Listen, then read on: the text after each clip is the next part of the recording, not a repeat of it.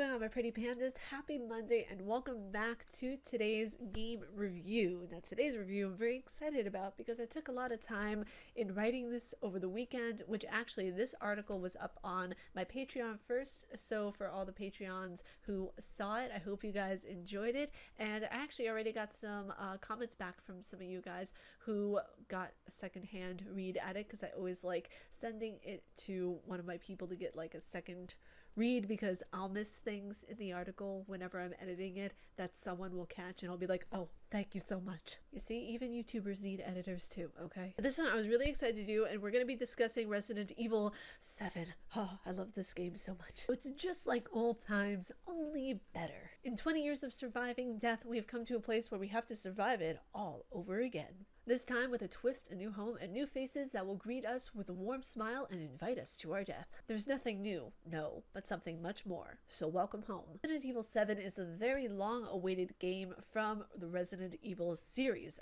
Now, as we all know, Resident Evil 6 was an astronomical flop in the gaming community, and we all thought that Mikami would not be able to recover from it. Lo and behold, Resident Evil 7 exceeded everyone's expectations, including my own. I'll admit, when I first started the game, I was slightly trepidatious and very excited at the same time. I had a whole mix of feelings going on. First reaction when going into the game was that the graphics are stunning. Like they were stunning to the point of looking realistic. Getting further into it, I realized that it was first person, and then I thought to myself, this can't be good. I'm so accustomed to seeing Resident Evil played from a third-person point of view that this kind of caught me off guard. Realism, the creepy atmosphere made the game very immersive. It's the way a Resident Evil game should be, but I didn't expect it to be coupled with a first-person point of view, you know what I mean? It was eerie, it kept me at the edge of my seat the whole time, and what was brought back to the game was the element of surprise that everybody loved in the Resident Evil franchise. It was the endless possibility of what could be awaiting around the next corner.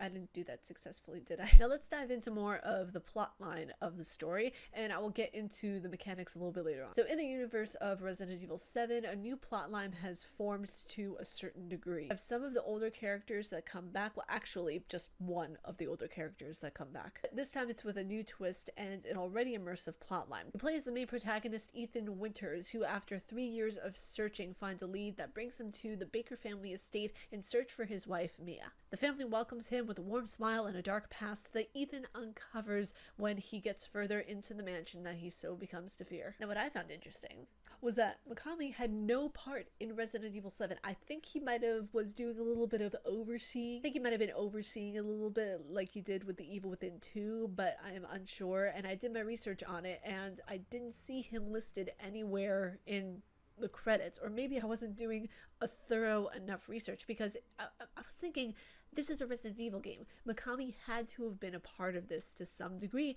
and whenever yes, I'm guilty, I looked on part of Wikipedia, I didn't see his name there listed at all. Found it shocking because they made this into a modern day Resident Evil. It has the horror, it has the cohesive plotline, it has the creepy atmosphere, it has the things that I really like about it. It has the complexities that I love about Resident Evil. Take a shot every time she says Resident Evil. Now I'm gonna go on a bit of a tangent with this next thought, if you will. I love the character Evelyn.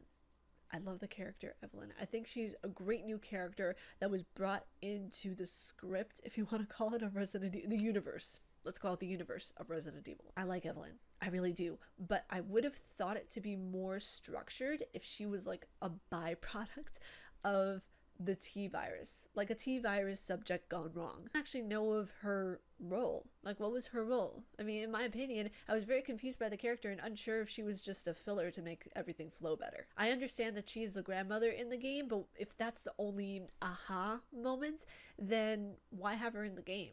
You know, I know that I need to play the story of Zoe to understand maybe more of why Evelyn is even in the game. So let me know down in the comments below. Do not spoil anything, but let me know if you have played Zoe's part and if it answers any questions, just like a yes or no, because I want to be able to play it on the channel, but I don't want people giving stuff away. So like I said, I'll probably have to play that DLC in order to understand the character more, more of Evelyn's backstory even, but I'm really just confused by the character. Even though I thought it was a great character, I was very intrigued and left very confused about it.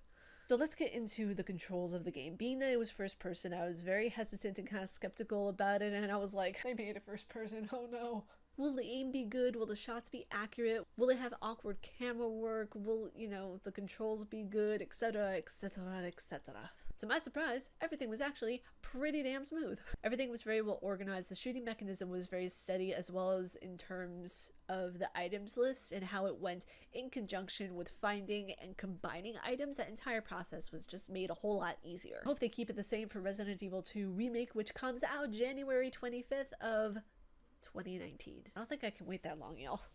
Bruh, it's gonna be a long waiting process. The control reaction time was very, very good. It had the controls of a shooter game, kind of like COD or, I don't know, Gears of War, but it kept the movements and the steady and well-paced nature of a Resident Evil game, if you know what I mean. I wasn't experiencing any glitches or anything in terms of anything malfunctioning. The only thing I didn't like was that the loading screen to get into the game took for freaking ever. Now, the moment you've all been waiting for, the moment that you've been desperate to find out, was Chris's part in the game worth putting in? Meaning that, did they need to put Chris into Resident Evil 7? Now, I'm gonna be honest with you.